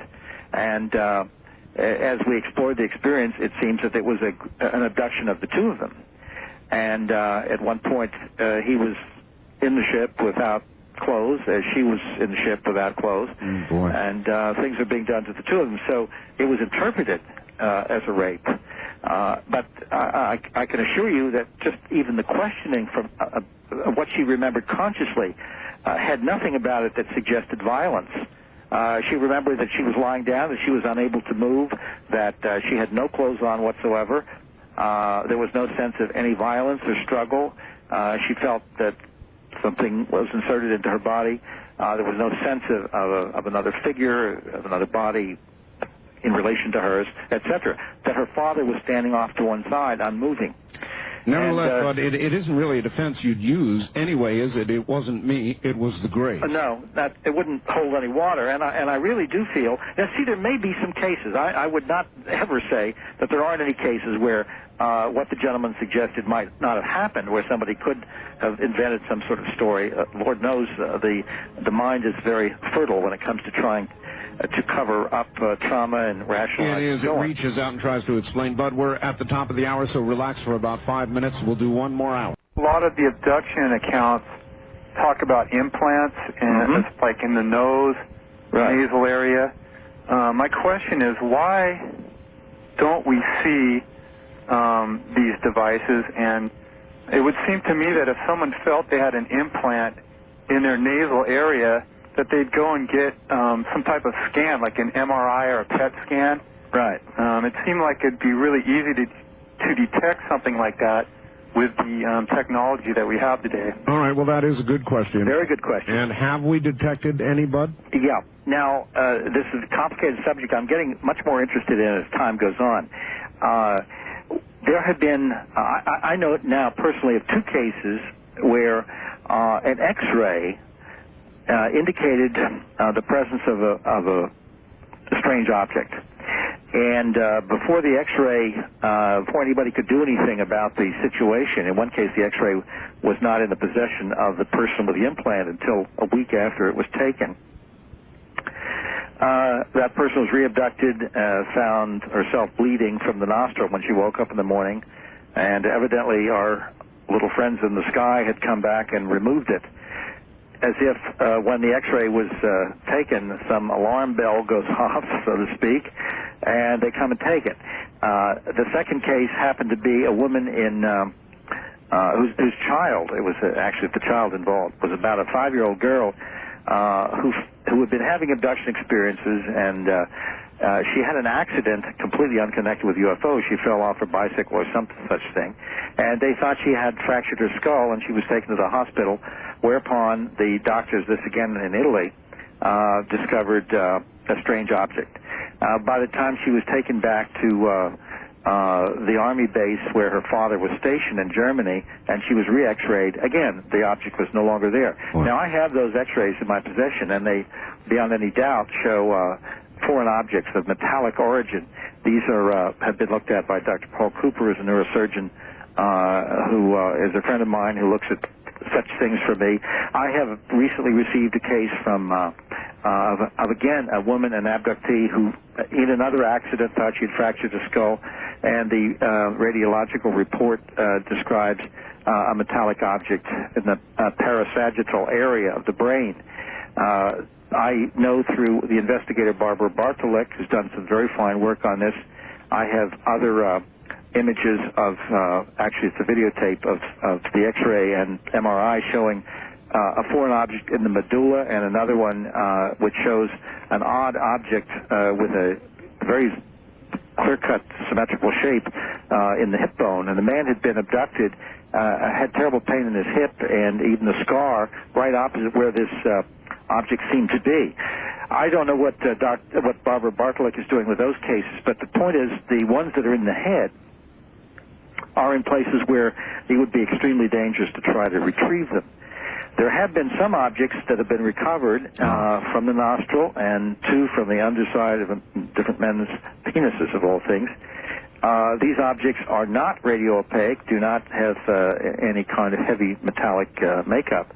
There are a lot of more organic elements, carbon, silicon, and so forth. I believe, I don't know on what program, but I saw somebody actually holding one, Bud, which appeared to be triangular in shape and kind of crystalline. Yeah, that's the glass-like object. We don't know much about, I mean, I've held that in my hand, too. Oh, you have? Actually, I've held several of these things. However, this is the big problem. The objects that have been recovered so far, unlike these metallic objects we have not recovered, are made of enough familiar elements, especially, as I said, silicon, carbon, and so forth, that no scientist is going to say there's no way that this object couldn't have originated on Earth. It might be a bit of a problem to imagine how an object lodges on the underside of the under the skin on the underside of a man's penis. But nevertheless, it's possible to imagine an alien implant which is made of fairly neutral materials, but which is charged in such a way that it does what they need it to do. We really have no way of knowing what these objects do, why they're there, and I always use the example to show how complicated it would be to guess alien motivations. All right, well, what about this, Bud? In the case of the ones you talked about where they have it in a portion of the brain, is anybody talking to these people about signing a release for when they die? That's what I would like to do. That's what we have to do. The idea of autopsies, that's something we have to go into. Now, it's very possible that these objects somehow can be removed by the aliens without leaving scars or marks. Obviously, their technology, if they can move a person through a closed surface, presumably they can move a metallic implant through the skull without leaving a hole. How that happens, we have no way of knowing. It sounds totally off the wall, and yet the evidence would suggest that's the case. At the same time, that sometimes when these things are put in the nostril or the ear, there is bleeding. But are we kind of like the caveman tinkering with the Sony? We might be. But I use the example that if you imagine a very primitive Stone Age tribe in the jungles of New Guinea or something like that coming across the body of a dead anthropologist and finding a pacemaker in that man's body, they would not have the slightest idea as to the function of that object. Exactly so. All right. Well, let's keep moving. A lot of phone calls. And on the first-time caller line, you're on the air with Budd Hopkins. Where are you calling from, please? Reno, Nevada. Reno, Nevada. Yes, sir. Go ahead. Sorry, am I on the air? Yeah, you're on the air. Go ahead. Bud, this kind of goes with the last caller. I was wondering if there were any other symptoms that identify abduction victims. And can I just kind of run down a list? Absolutely. Go ahead. Okay. Number 1, unexplained fast-healing injuries. Number 2, constant bloody noses. Number 3, blackouts, or what I would call unexplained timeouts. Yeah, well, that's more to the point, yeah. Okay, well, I got a whole list here, though, and there's only about 3 more. High intelligence in the victims or unsubstantiated strength. Substance abuse in people that may have been past abduction victims. All right, caller, thank you. Well, is there any... The list is, I mean, a lot of the things you said are very important. Now, the issue of unsubstantiated intelligence, we have to also know, I've got a case of a man who was abducted who was rather severely retarded. I also have cases, it's one of the most bizarre things I've ever heard of, 2 people who were comatose in a hospital who had been in a comatose state for a long time. Evidently, after a UFO visit to the hospital, showed puncture marks in the abdomen of the woman and an incision on the underside of the penis of the man. And these are people who hadn't been conscious for months. So it's hard to know. Now, also the substance abuse issue does come up because these are very psychologically undermining experiences. One is thrown into self-doubt from the beginning. Am I crazy? What's going on here? This can't be real, et cetera, and this can lead to that sort of problem. So much of what you said is accurate. So is there any... for bringing this up. Right. Is there any particular profile of abductees? Are they brighter? Are they lower on the scale of intelligence? It's totally across the board. And the demographics, when we did the Roper survey of people who had answered yes to 4 out of 5 of our indicator questions, we thought were possible abductees, just fell across all ethnic, racial, gender, socioeconomic, educational levels, and so forth. There was no consistency. All right. On the toll-free line, you're on the air with Budd Hopkins. Good evening. Where are you calling from? Yes, I'm calling from Seattle, Washington. Seattle, yes. Bud? Yes, hi, Bud. Listen, I've been trying to discuss this situation for a long time, and I tried calling that number out in Arizona, and they would never return my call. Here's what happened. The night that all of the lights went out on the East Coast, I think it was like 65 or 66. Well, that afternoon, while I was with my parent, my mother, we were driving in West Covina, California, and I would say I saw flying saucer. This thing was about, I'd say it was between 7,000 and 8,000 feet. I was amazed at the time because I was a young fellow, about 15. I saw 3 or 4 jet planes following it, and I noticed that they fired what I thought was a missile, and the thing exploded. And it was headed eastbound. This would have been toward the Pomona area. And that night, as I say, all of the lights went out on the East Coast. The lights also went out in the San Gabriel Valley of California around 8:30 that night. Well, now, you said you reported this to a number in Arizona. I'm not sure what number. There are lots of numbers that come and go here. Yes. What I would appreciate if you could write to us at the address that we've given, and we have somebody get in touch with you, get some more information. Yes, I'd be happy to. And I thank you very much. All right, thank you, caller. Bud, what about effects of UFOs, electromagnetic effects on radios, television, automobiles, any sense to any of that? Yeah, oh, absolutely. It goes with the territory. We again don't know whether this is deliberate, whether they can sort of zap someone's car, or whether it's a side effect of whatever propulsion system they're using, whatever that is. But just to tell you a really fascinating recent situation, Dr. David Jacobs was working with a woman who was quite petrified. She thought something was going to happen to her that night. She called him. Her husband was away. The 2 children were asleep. Anyway, to make a long story short, he got her to set up a video camera in the bedroom, which she had used on other occasions. Trained on the bed. And she went to sleep. There was enough light, and it was set at half speed, so it would run for 8 hours. Right. She went to sleep with the children in the bed. When she woke up in the morning, there was she'd been asleep about 8 hours, and there was still 25% of the tape unexposed. And it was still running. When she turned the tape on, it showed the image of her waking up, which she did not remember, getting out of bed and carrying each of the children away from the bedroom. So the bed was empty. Oh my! And the very next shot, she was back in bed with the 2 children, but it did not show her walking from the camera back to the bed.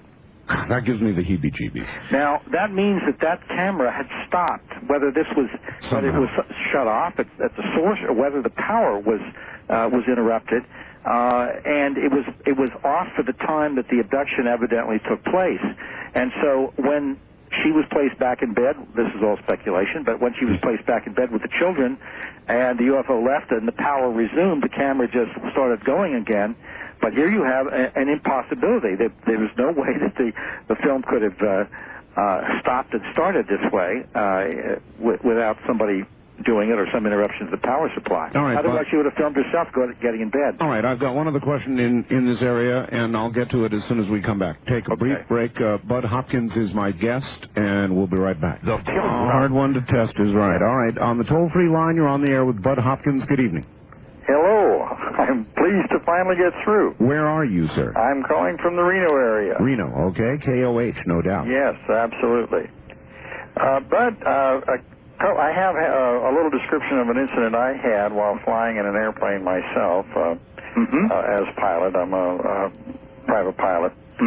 I was eastbound out of Sacramento, California, heading towards Placerville.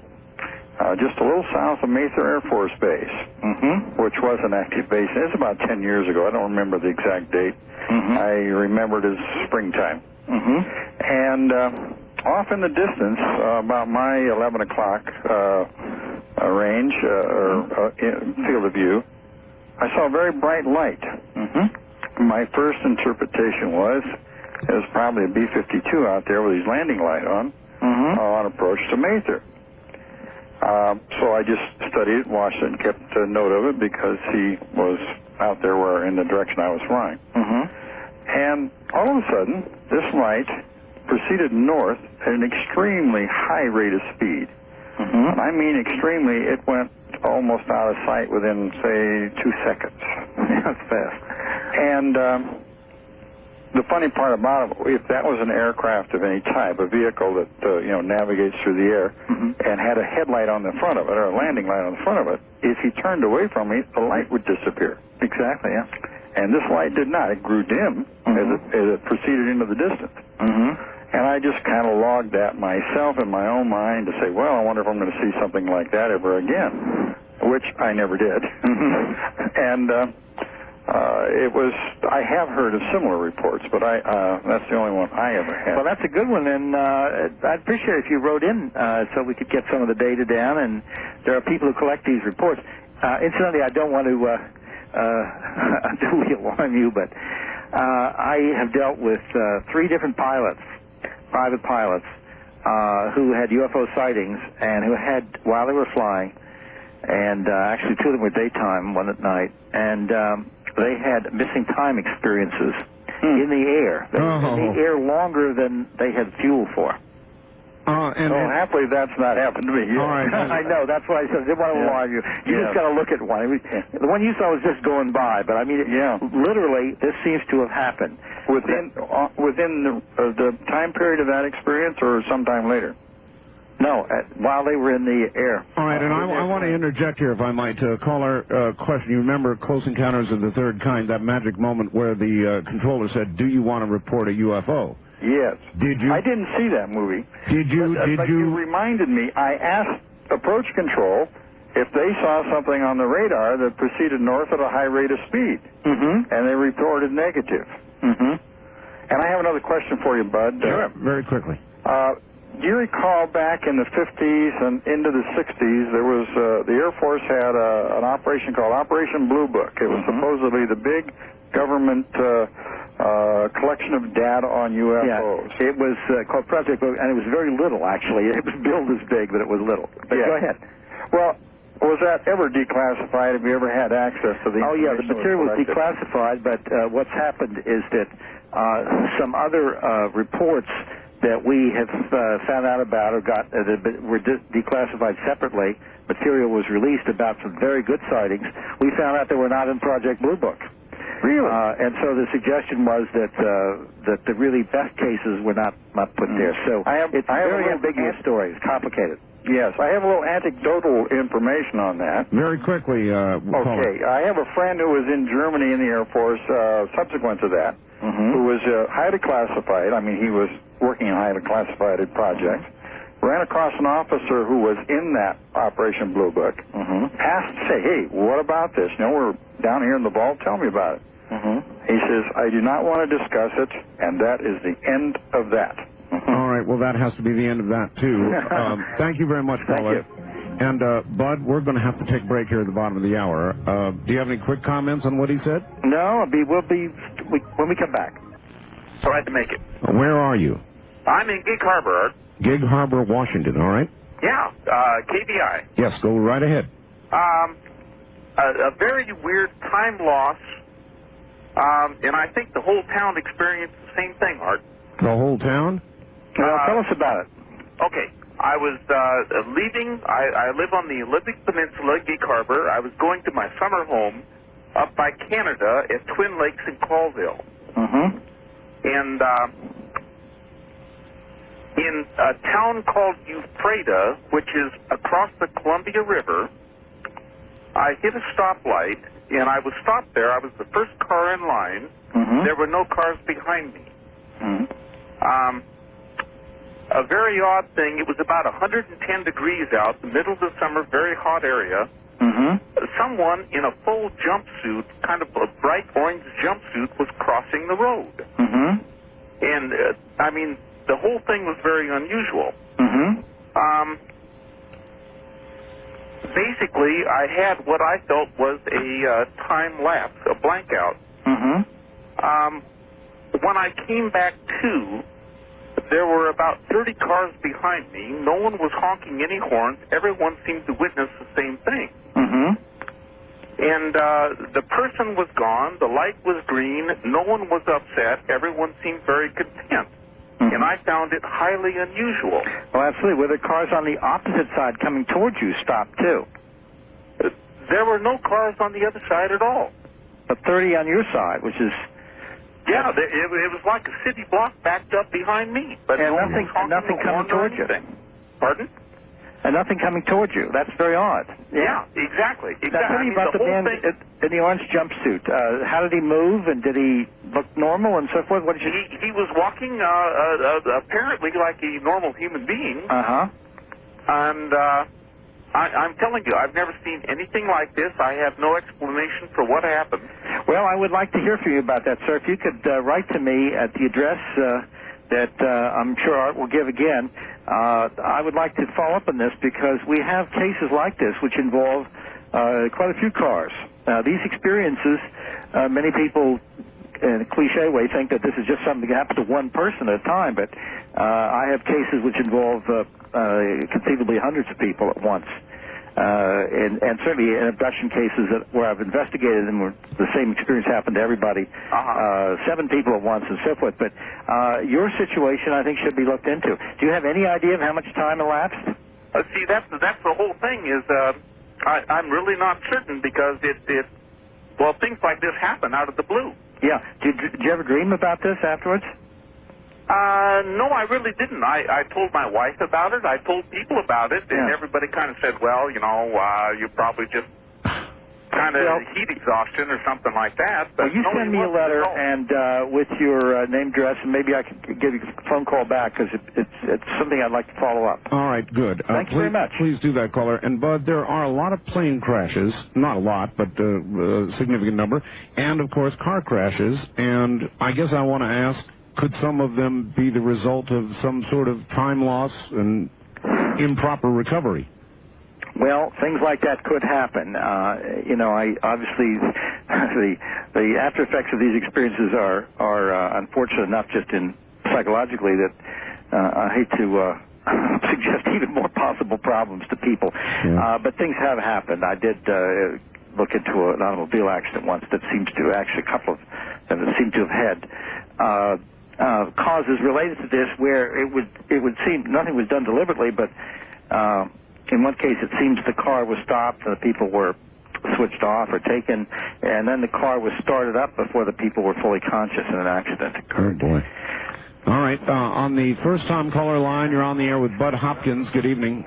Good evening. Turn off your radio, please. You bet. Right now. All right, and tell us where you're calling from. Good evening. Hello. Yes, hello. Tell us where you're calling from, sir. Sacramento, but they won't publish or they won't broadcast your stations. I got 780 in San Francisco. It's not very clear. All right. Two questions. Question to Budd Hopkins. I wrote him a letter a couple of years ago about a crash of a UFO in Jacksonville near the Naval Air Station, 1964. Mm-hmm. And he had so many letters coming in that he sent me a foreign letter back. And I tried to give him as many details as I could. Mm-hmm. They found 3 bodies in this about, this craft was about 25 feet diameter. The people were about 36 inches high. That's about it. Mm-hmm. And were you involved in this personally, or is it? No, I was stopped to the highway.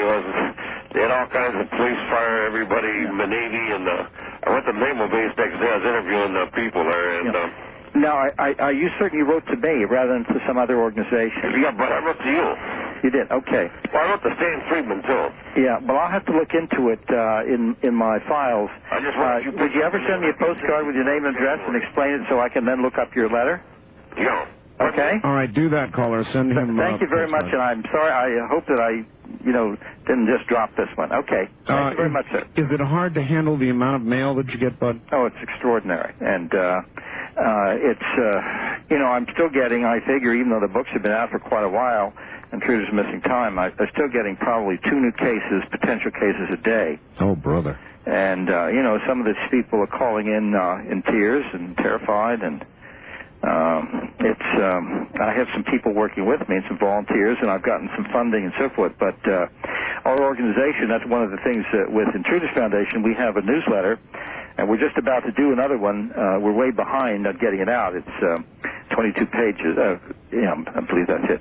And we're going to be dealing with children's experiences and how to handle the problem with your little child is reporting these experiences. But at any rate, if people subscribe, it's $25 a year and join and that entitles you to 4 of the newsletters plus special reports from time to time and the knowledge that you're helping to support a referral service, which is national. All right. And I presume they could get that through the same address. Is that correct? Yes, exactly. That same address. All right. If they ask for information, we'll send them material. All right. And that address is IF, Box 30233, New York, New York, zip code 10011. That's if, box 30233, New York, New York, 10011. Do I have it correct? That's correct, yes. All right, good. On the toll-free line, you're on the air with Budd Hopkins. Good evening. Yes, this is Brian from Seattle. Yes, Brian. And this is going to sound crazy, but of course everything you're talking about, you know, someone who's not really, well. Anyway, Thanks, Brian. Yeah. I haven't been listening for about 10 minutes, so I don't know what you've been talking about, but about the abductions and the implants? Yes. Okay. Now, and of course, when you enter into these discussions, you have levels of credibility and proof that really work along a mathematical scale. Like the more you can really prove, the less you really find out. So I would, as a preliminary statement, you might want to listen more to the uncredible or the, you know, people you might be able to really discredit their information because they smoke and they drink and that kind of thing. Anyway, I have this thing in my nose. And it's like, I always wondered what it was, and I've got these things in my ears, too. But they're really small, and they seem organic, and I didn't know what it was, maybe like some kind of a calcium deposit or something. But I don't know. And, you know, for me, it's not a scary thing, because it's kind of me, in a way. Well, have you had them, I mean, how do you know they're there? Well, I can feel them. Yeah. I mean, just very slightly, but I know they're there. I mean, see, here's the thing. You're talking about credibility. I mean, like, you're saying I'm going to have them checked out and all this kind of stuff. And there's the very thing you were saying about, well, gee, now that the X-ray showed it up, then they came and took it back or something. Caller, do you have any reason to believe they're not calcium deposits? Well, no. However, well, my feeling is if you're really concerned about it, curious about it, I'd really have it looked at by an ENT man. Is what you really need to do. What? And he can tell you whether it's strange or whether it's an explanation. And in other words, caller, go to the doctor. No, you could, you can have a guy help you out a lot with this, and you could help us too. So. I get it. Okay, all right. Well, nice talking to you, and you have a happy Easter. Okay. Okay, you too. Thank you. Interesting. He calls you as though you are going to declare they are suddenly alien objects, and I guess people have to go out and find out for themselves. On the wild card line, you're on the air with Budd Hopkins. Good evening. Yes, Mr. Hopkins and Mr. Bell, I think most reported cases of abduction by aliens are not true, but there are some authentic cases, and these are examples of a government program of mind control in which people are given an hypnotic suggestion that they have been kidnapped by aliens. So if the listeners want the truth about this, they should get a copy of Martin Cannon's book, The Controllers, from a mail order service called Prevailing Winds Research in Santa Barbara. All right. Well, thank you. I know about Martin Cannon's theories, and I think that the government does a lot of nasty things. Perhaps some branches have done some nasty things, but it has nothing to do with explaining abduction accounts, because if this was the case, it would have had to have started practically under Grover Cleveland or something like that in terms of the president. All right. On the toll-free line, you're on the air with Budd Hopkins. Good evening. Good evening. Hi, where are you, sir? This is another Art from Edmonds, Washington. Edmonds, Washington. All right. Good, Art. As I listen to your program, I'm also sitting here reading the April issue of Hominy magazine. And the lion's share of this magazine covers the same topic that you're talking about.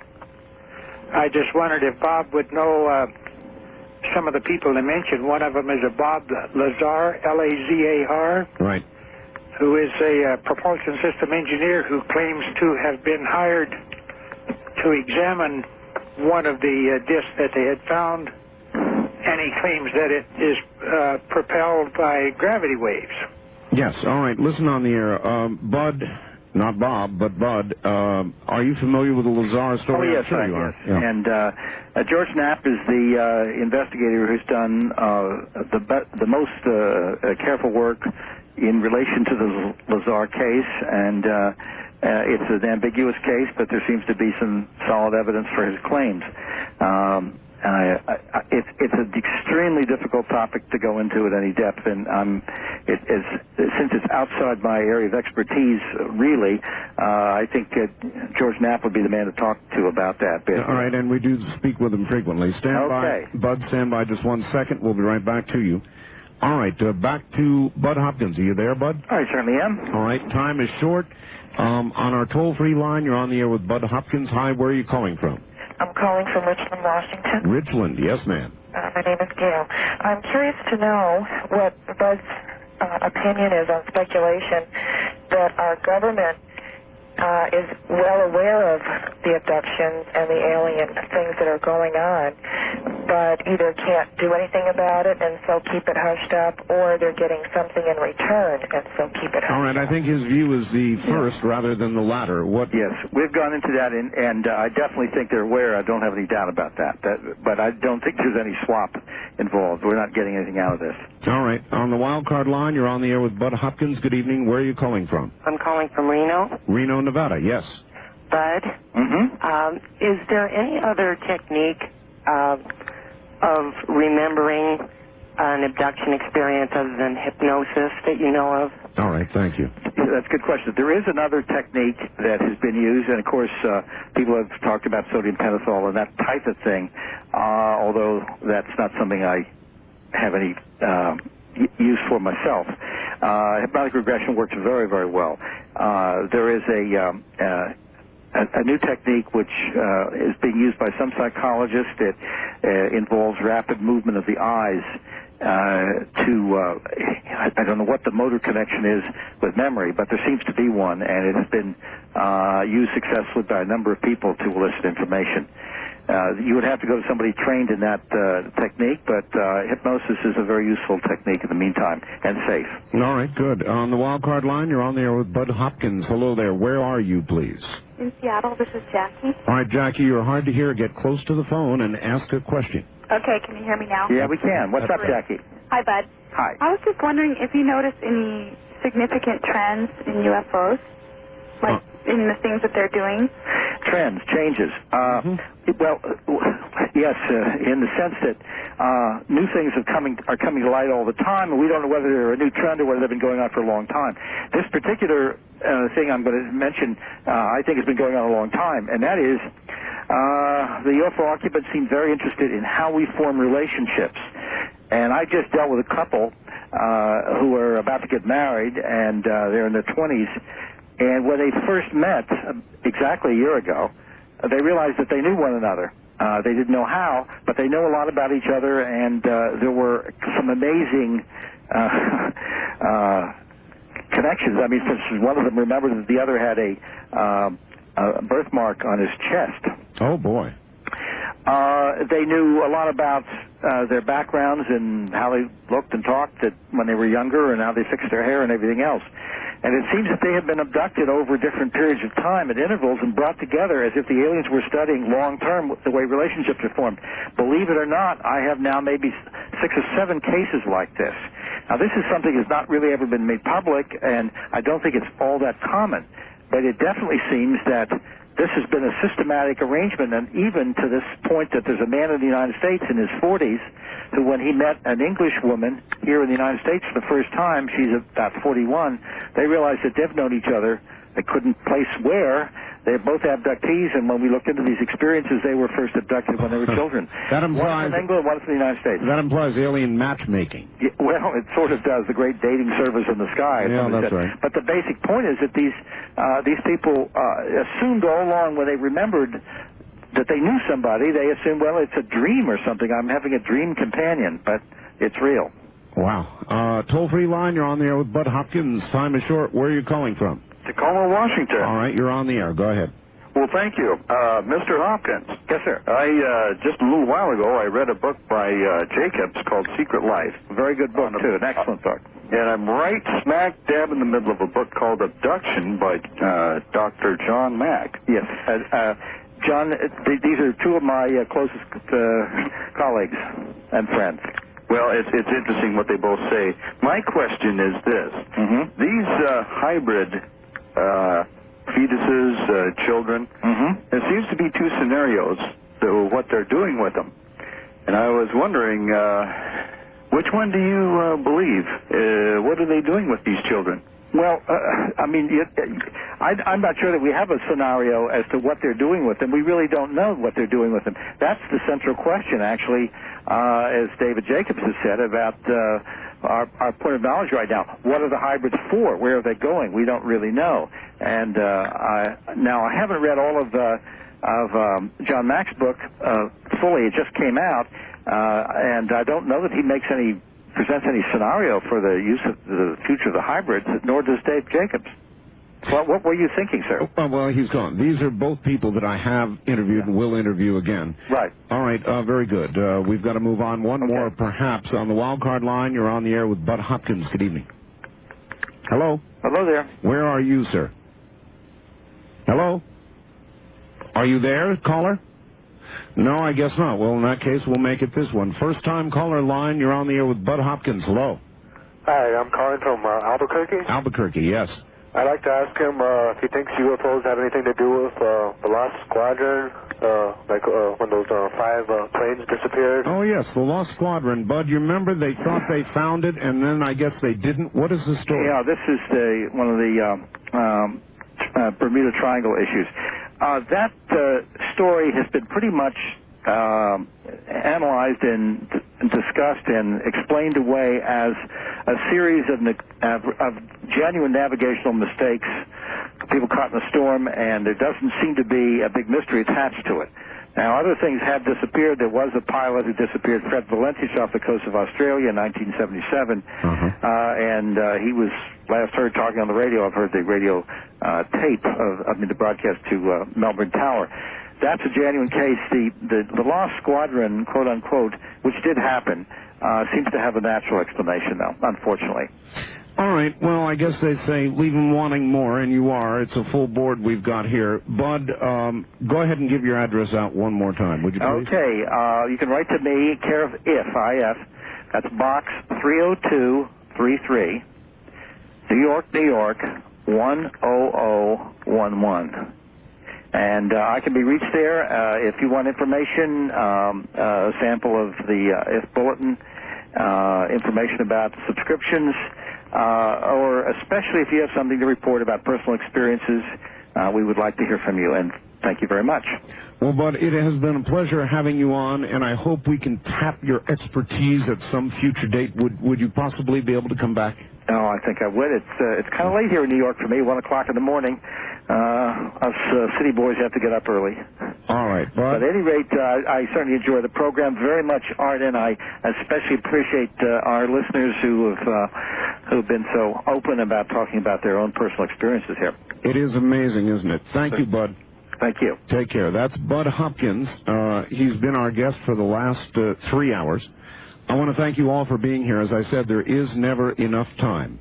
If you'd like or even need, and I can understand that after hearing it, a copy of this program or any of the other programs in the Dreamland series, please call the following telephone number 24 hours a day to get it.